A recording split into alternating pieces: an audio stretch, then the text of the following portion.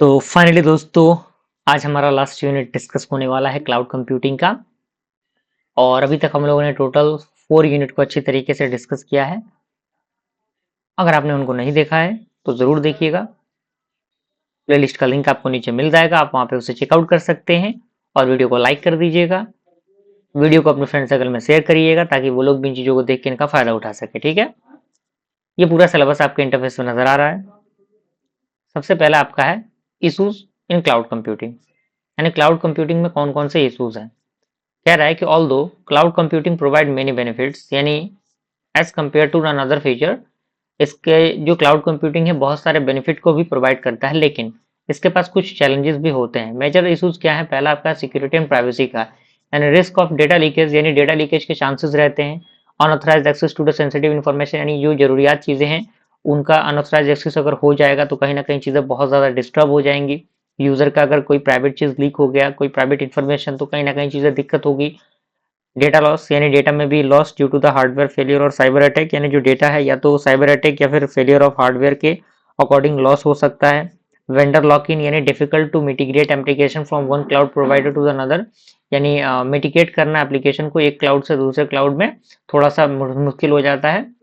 उसके बाद आपका आता है डाउन टाइम, यानी क्लाउड सर्विसेज वो अनअवेलेबल होते हैं due to the system failure. ठीक है, नेटवर्क डिपेंडेंसी की बात करें तो क्लाउड सर्विसेज जो है वो डिपेंड होंगे on internet connectivity. Cloud provider जैसे कि आपका अमेजॉन वेब सर्विस हो गया, वो वर्क करता है मिनिमाइज करने के लिए इन इशूज को, यानी जो भी आपके एबव इशूज हैं इनको मिनिमाइज करने के लिए ये जो है वो सर्विस प्रोवाइड करता है। ठीक है, अब आता है आपका implementing real time application in cloud computing, यानी क्लाउड कंप्यूटिंग का रियल टाइम एप्लीकेशन में क्या फंडामेंटल रहता है। तो कह रहा है कि real time application requires immediate response and processing of data, यानी जो रियल टाइम एप्लीकेशन होता है उसको जरूरत पड़ती है इमीडिएट जो आपका रिस्पॉन्स होता है और जो प्रोसेसिंग होता है डेटा का उनको रिक्वायर करने का। जैसे एग्जाम्पल आपका ऑनलाइन गेमिंग हो गया, वीडियो कॉन्फ्रेंसिंग हो गया, फिर स्टॉक ट्रेडिंग सिस्टम हो गया, ये सारी चीजें इसके अंदर आती है। उसके बाद आपका आता है requirement of real time cloud computing. ठीक है, तो यहाँ पे आपके सामने रिक्वायरमेंट दिया गया है जो लो लोटेंसी यहाँ पे होता है, high availability, fast data processing and reliable network connectivity. Cloud infrastructure enable करता है रियल टाइम प्रोसेसिंग को, जो यूज करता है डिस्ट्रीब्यूटेड कंप्यूटिंग रिसोर्सेज को। ठीक है, अगला हमारा था क्यूओएस, यानी quality of service issue in cloud, यानी क्लाउड के अंदर क्वालिटी इशू क्या होता है। तो ये जो होता है वो रिफर करता है परफॉर्मेंस को, लेवल जो प्रोवाइड होते हैं क्लाउड सर्विसेज के उनके अकॉर्डिंग। अब इसके कुछ पैरामीटर्स होते हैं। पहला होता है अवेलेबिलिटी, यानी क्लाउड सर्विसेज वो एक्सेसिबल होंगे जब भी उसकी जरूरत पड़ेगी तब। ठीक है, रिलेबिलिटी, यानी सिस्टम ऑपरेट होगा बिना किसी फेलियर के। परफॉर्मेंस, यानी हाई स्पीड डेटा प्रोसेसिंग होगा। Scalability, ability to handle the increasing workload, यानी जो भी आपके वर्कलोड इंक्रीज हो रहा है उसको उसके पास एबिलिटी बढ़ जाएगी कि वो उस चीज को हैंडल कर पाए। रिस्पॉन्स टाइम की बात करें तो time taken by the system to respond to the user request. ठीक है, और पुअर जो क्यूओएस होगा वो अफेक्ट करेगा एप्लीकेशन परफॉर्मेंस को और यूजर के सेटिस्फेक्शन को। क्लियर हुआ? अब हमारा आता है dependability in the cloud computing, यानी क्लाउड कंप्यूटिंग के अंदर डिपेंडेबिलिटी क्या होता है। तो कह रहा है कि dependability refers to the ability of a system to provide the reliable and continuous services, यानी जो डिपेंडेबिलिटी होता है वो रिफर करता है कि वो जो एबिलिटी होता है सिस्टम का वो प्रोवाइड करता है रिलायबल एंड कंटिन्यूअस सर्विसेज को। अब एलिमेंट क्या है डिपेंडेबिलिटी की? तो पहला आपका आता है रिलायबिलिटी, दूसरा आपका आता है अवेलेबिलिटी, तीसरा आपका आता है सेफ्टी, चौथा आपका आता है मेंटेनेबिलिटी। ठीक है, अगला हमारा कह रहा है cloud providers use redundancy and desktop mechanism to improve dependability, यानी जो आपका क्लाउड प्रोवाइडर है वो क्या करता है, वो क्या करता है, इसको इम्प्रूव करता है। ठीक है ना, यानी उसको इम्प्रूव करने का काम करता है, उसके मैकेनिज्म, उसके जो आपके बैकअप मैकेनिज्म होते हैं उनको। अगला हमारा आता है डेटा मिटिगेशन इन क्लाउड, यानी क्लाउड के अंदर डेटा मिटिगेशन क्या होता है। तो कह रहा है कि data mitigation refers to transferring data from one system to storage one system और स्टोरेज लोकेशन टू अनदर, यानी जो मिटिगेशन का मतलब क्या? कंबाइन करना, यानी एक सिस्टम से दूसरे शेयर लोकेशन में चीजों को कंबाइन करना, ट्रांसफर करना। अगर हम टाइप की बात करें डेटा मिटिगेशन की, तो डेटा माइग्रेशन का टाइप क्या है आपका? वो है आपका क्लाउड टू क्लाउड, यानी मूविंग करना डेटा को between the cloud provider and cloud providers के बीच में डेटा को क्या करना, मूव कराना। दूसरा होता है ऑन प्रीमाइज टू क्लाउड, यानी मूव करना डेटा को from the local server to the cloud storage, यानी लोकल सर्वर से क्लाउड स्टोरेज तक डेटा को फॉरवर्ड करना। ठीक है, उसके बाद हमारा क्या है? ठीक है, तो यहाँ पे चीजें दी गई हैं। तो यहाँ पे क्लाउड ऑन प्रेमाइज की बात करें तो bringing cloud data back to the local system, यानी लोकल सिस्टम पे दोबारा वो बैक हो जाता है। चैलेंजेस आपके डेटा का सिक्योरिटी का है, down time during the migration and compatibility issues. Okay, अगला हमारा आता है स्ट्रीमिंग इन क्लाउड, यानी क्लाउड के अंदर स्ट्रीमिंग क्या होता है। तो कह रहा है cloud streaming allow continuous delivery of data over the internet, यानी जो क्लाउड स्ट्रीमिंग होता है वो अलाउ करता है कि जो कंटिन्यूअस डिलीवरी है डेटा का वो इंटरनेट के अकॉर्डिंग होगा। जैसे आपका वीडियो स्ट्रीमिंग हो गया, ऑडियो स्ट्रीमिंग हो गया, रियल टाइम डेटा प्रोसेसिंग हो गया। तो जो स्ट्रीमिंग प्लेटफॉर्म है वो रियली होता है डिस्ट्रीब्यूटेड इंफ्रास्ट्रक्चर पे जो प्रोवाइड होते हैं कंपनी जस्ट लाइक नेटफ्लिक्स जो है वो इसको प्रोवाइड करता है। बेनिफिट की बात करें, real time content delivery, scalable infrastructure, global accessibilities. Okay, cloud middleware की बात करें तो cloud middleware is a software that act as intermediate layer between application and cloud infrastructure. And जो क्लाउड जो है आपका मिडिलवेयर एक प्रकार का सॉफ्टवेयर है जो एक्ट करता है एक इंटरमीडिएट लेयर के according between the application and the cloud infrastructure. Function की बात करें तो ये कम्युनिकेशन होता है between the application and the cloud services, resource management, security and authentication, data integration. ठीक है ना। उसके बाद हमारा एक और पॉइंट यहाँ पे कह रहा है कि middleware specifies simplifies the development of cloud based application. जो मिडिल वेयर है वो सिंप्लीफाई करता है डेवलपमेंट को क्लाउड बेस्ड एप्लीकेशन के। ठीक है, अगला हमारा आता है मोबाइल क्लाउड कंप्यूटिंग। क्या होता है भाई, तो यहाँ पे कह रहा है कि mobile cloud computing combines the mobile devices with the cloud computing resources. यानी जो मोबाइल क्लाउड कंप्यूटिंग है वो कंबाइन करता है मोबाइल डिवाइसेस को किसके साथ, क्लाउड कंप्यूटिंग रिसोर्सेज के साथ। अब मोबाइल डिवाइस जो है वो यूज करता है क्लाउड सर्वर्स को परफॉर्म करने के लिए हैवी कंप्यूटेशन को। एडवांटेज आपका है reduce mobile device processing load, increase करता है स्टोरेज कैपेसिटी को, बेटर एप्लीकेशन परफॉर्मेंस होता है इसका।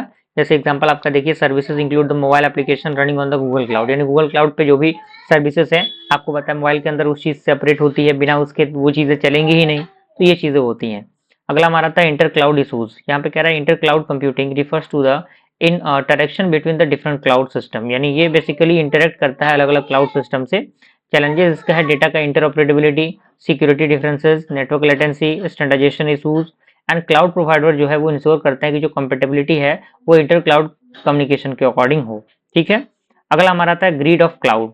तो यहाँ पे कह रहा है कि grid of cloud combine the multiple cloud infrastructure to form a large distributed computing system, यानी जो ग्रिड जो होता है क्लाउड का वो कंबाइन करता है मल्टीपल क्लाउड इंफ्रास्ट्रक्चर के साथ, जो मिलकर क्या बनाता है, एक बड़े डिस्ट्रीब्यूटेड कंप्यूटिंग सिस्टम को बनाता है। फीचर इसका ये है कि ये रिसोर्स करता है, रिसोर्स शेयरिंग होता है अक्रॉस द क्लाउड, ये इंप्रूव करता है स्केलेबिलिटी को, ये बेहतर होता है वर्कलोड डिस्ट्रीब्यूशन के अकॉर्डिंग, और ये जो मॉडल है वो इंक्रीज करता है कंप्यूटेशनल पावर को और फ्लेक्सिबिलिटी को। अगला हमारा था स्काई कंप्यूटिंग। क्या होता है भाई, तो sky computing is a concept where multiple cloud providers work together to provide a single large computing environment. यानी जो स्काई कंप्यूटिंग होता है कॉन्सेप्ट होता है जहाँ पे जो मल्टीपल क्लाउड प्रोवाइडर जो होते हैं वो साथ में काम करते हैं और प्रोवाइड करते हैं एक सिंगल लार्ज कंप्यूटिंग एनवायरनमेंट को। एडवांटेज ये है कि ये इंक्रीज करता है स्केलेबिलिटी को, इंप्रूव करता है रिसोर्स के अवेलेबिलिटी को, रिड्यूस करता है डिपेंडेंसी को on a single cloud provider. Load balancing की बात करें तो लोड बैलेंसिंग जो है वो डिस्ट्रीब्यूट करता है वर्कलोड को Avonlea across the multiple server, यानी अलग अलग सर्वर के अकॉर्डिंग जो चीजें हैं उनको डिस्ट्रीब्यूट कर देता है। बेनिफिट इसका ये कि ये प्रिवेंट करता है सर्वर के ओवरलोड को, इंप्रूव करता है परफॉर्मेंस को, इंश्योर करता है सिस्टम की रिलेबिलिटी को। एग्जाम्पल आपका है distributing website traffic across the multiple server. Okay, अगला हमारा आता है रिसोर्स ऑप्टिमाइजेशन। तो रिसोर्स ऑप्टिमाइजेशन जो है वो इंश्योर करता है कि efficiently use of computing resources हो रहा है कि नहीं। मेथड आपका इसके अंदर आता है dynamic resource allocation, efficient workload scheduling, monitoring resource uses. And ये जो आपका है वो कॉस्ट को रिड्यूस करता है और इंप्रूव करता है सिस्टम के परफॉर्मेंस को। अगला हमारा क्या आता है, रिसोर्स डायनेमिक रिकॉन्फ़िगरेशन आता है। ठीक है, तो यहाँ पे पॉइंट कह रहा है कि dynamic reconfiguration allows cloud system to automatically adjust resources according to the workload demand.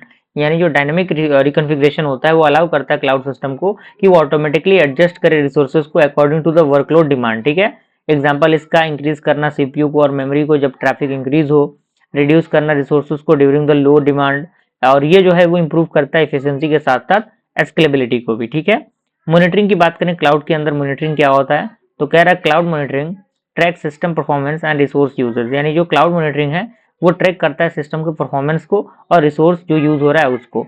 Monitoring matrix की बात करें तो सीपीयू का यूटिलाइजेशन हो गया, मेमोरी यूजेस हो गए, नेटवर्क ट्रैफिक हो गया, स्टोरेज यूजेस हो गए। ठीक है ना। मॉनिटरिंग टूल जो है वो मदद करता है डिटेक्ट करने के लिए प्रॉब्लम को और मेंटेन करने के लिए सिस्टम के परफॉर्मेंस को। अगला हमारा आता है इंस्टॉलिंग क्लाउड प्लेटफॉर्म, यानी क्लाउड प्लेटफॉर्म को हम किस तरीके से इंस्टॉल करते हैं, क्या उसका प्रोसेस होता है। तो यहाँ पे आपके सामने वो चीजें दी गई हैं।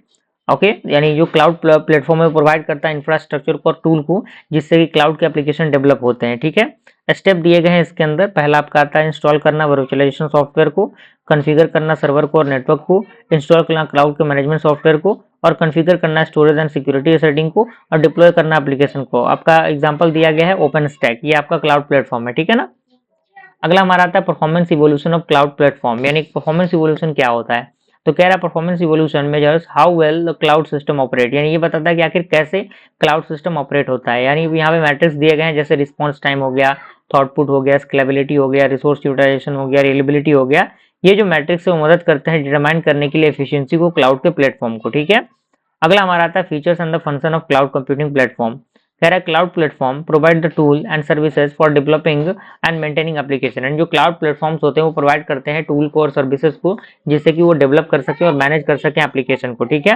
की फीचर क्या है इसके, ये ऑन डिमांड सेल्फ सर्विस होता है, ये रिसोर्स पोलिंग होता है, rapid elasticity, measured services and high scalability. Function क्या है इसका, infrastructure management, application hosting, data storage, security management and resource monitoring, ये सारी चीजें हैं इसके अंदर शामिल। Okay, major cloud platform include करते हैं सर्विसेज को फ्रॉम द माइक्रोसॉफ्ट एजर, ठीक है। तो फ्रेंड इस तरीके से हमने क्लाउड कंप्यूटिंग सब्जेक्ट को फाइनली आज कंप्लीट किया, और आप कितने हद तक चीजों को कंप्लीट कर रहे हैं वो आप पे डिपेंड करता है, क्योंकि सारी चीजें मैं प्रोवाइड कर रहा हूँ, अच्छी तरीके से प्रोवाइड कर रहा हूँ। और इतना अगर कोई ईमानदारी के साथ कंप्लीट कर लेता है, माइंड में फिट कर लेता है एक एक पॉइंट को, तो गारंटी मैं देता हूँ कि A+ ग्रेड के साथ वो एग्जामिनेशन में पास होगा। बिल्कुल दिक्कत परेशानी उसको नहीं होगी, और नॉलेज भी तो इंप्रूव होगा ही होगा, ठीक है। तो अच्छी तरीके से इनको देखिए, चीजों को शेयर करिए। जल्दी हम लोग एक नए सब्जेक्ट के साथ मिलेंगे, तब तक के लिए थैंक यू।